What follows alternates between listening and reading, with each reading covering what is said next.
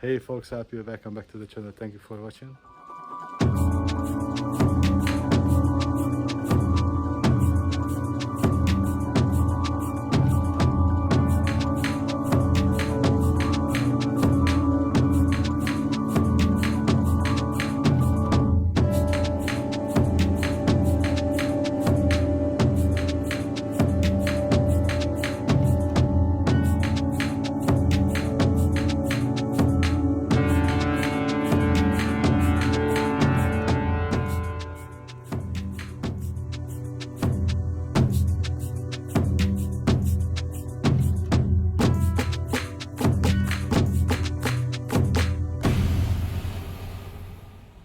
Hey folks,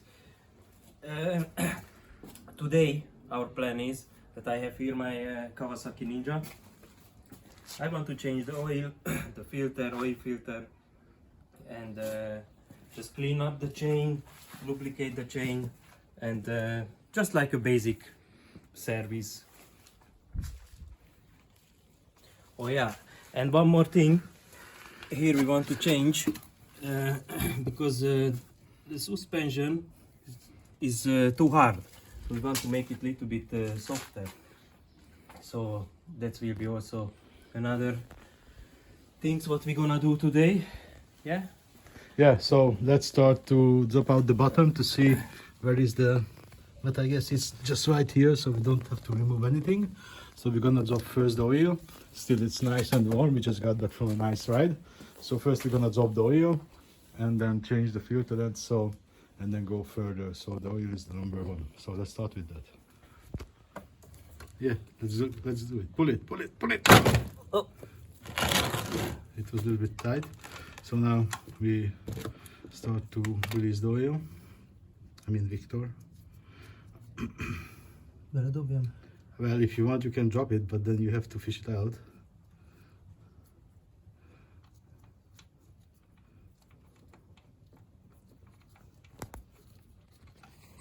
Luckily we didn't need to remove the panel, so it's really easy access, which is really good. Can do it really quick, not wasting too much time with the additional parts to take off and put on.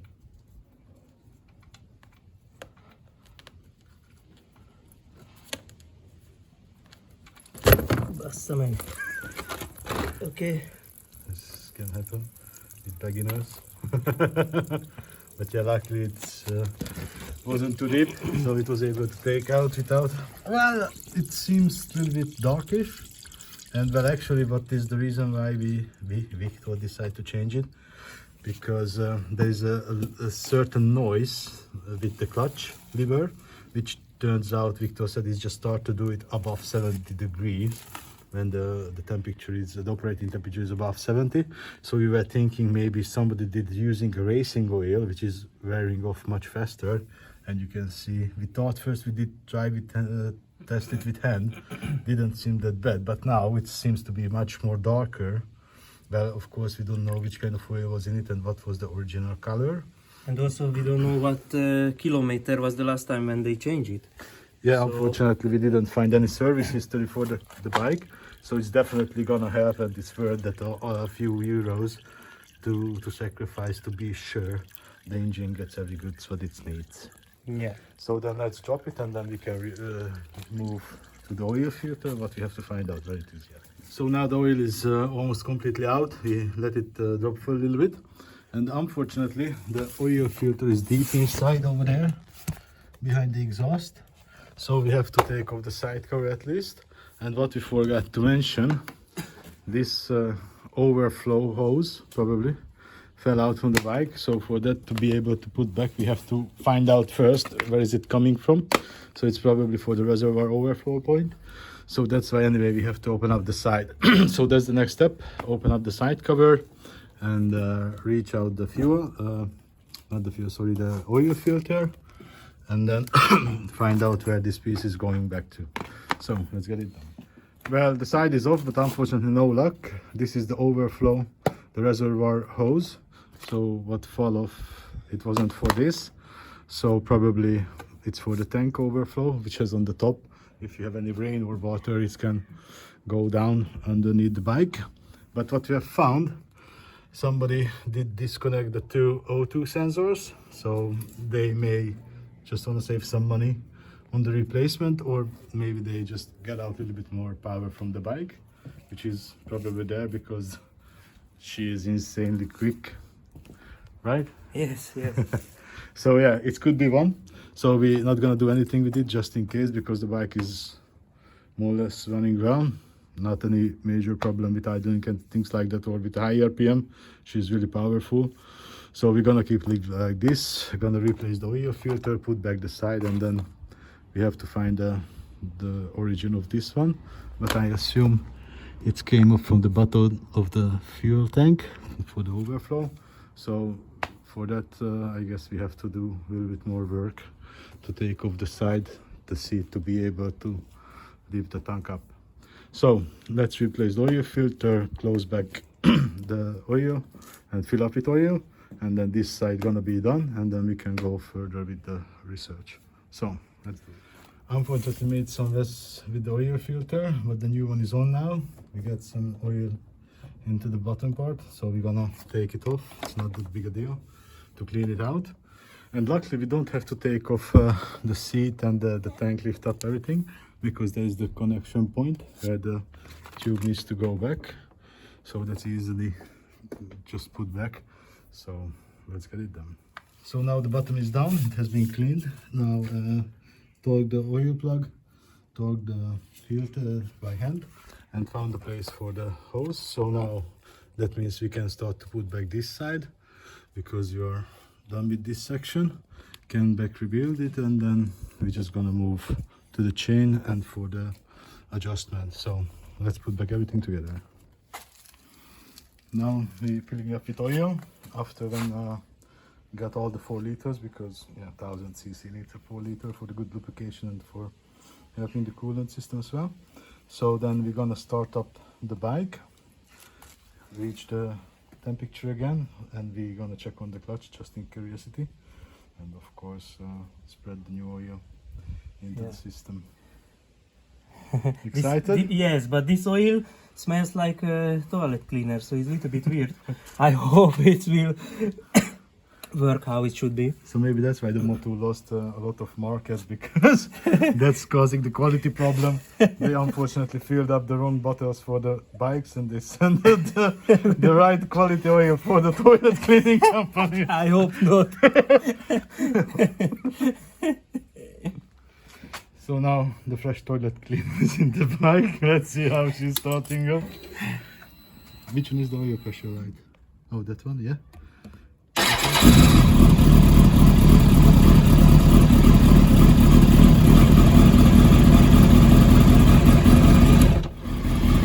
Yeah, luckily the light is gone. I was a little bit scared, but it's now well.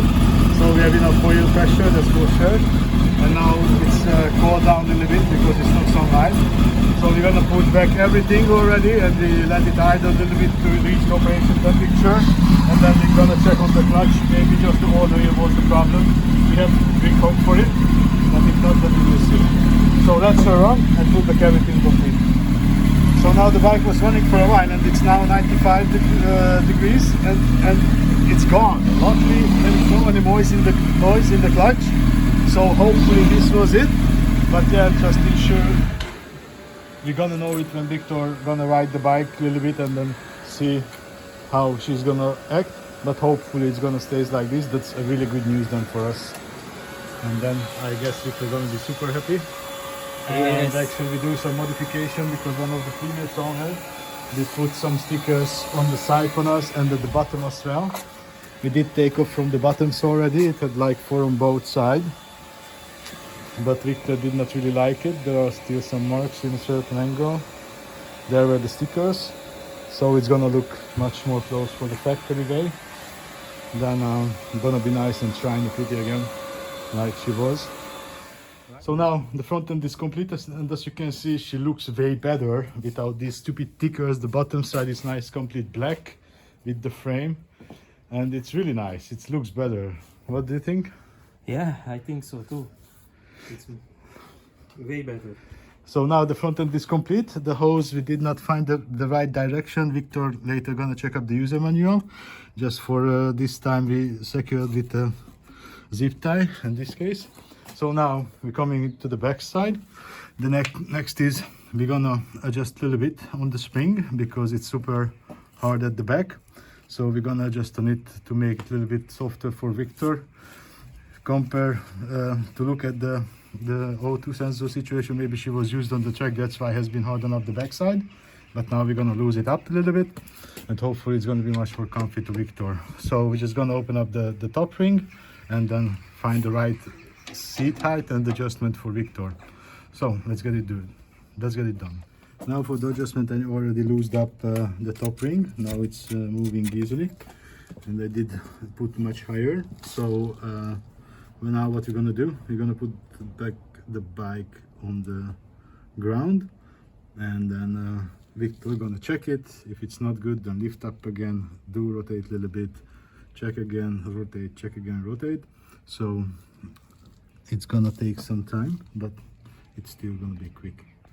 So now we did finish the rear end.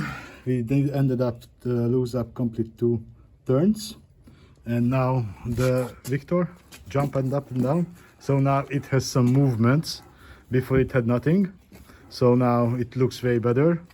And then I did soften up a little bit to try it out because yeah, we've been talking and guessing. We think the bike was used for track. That's why it has been disconnected the O2 sensors, and that's why it was so hard, the entire, and the front as well. Show the front, Viktor. Yeah, it's like barely moving. So now we're gonna adjust on the front as well. Gonna take them out almost to 0 and then start to readjust, and then later Viktor gonna give some feedback how is it going. So now this is the next step. We're just gonna lose these 2 up and then adjust on it. So now the front is much higher. We did put on 0, then Viktor did check it, adjust it, check it, adjust it. Now we ended up with 4 back.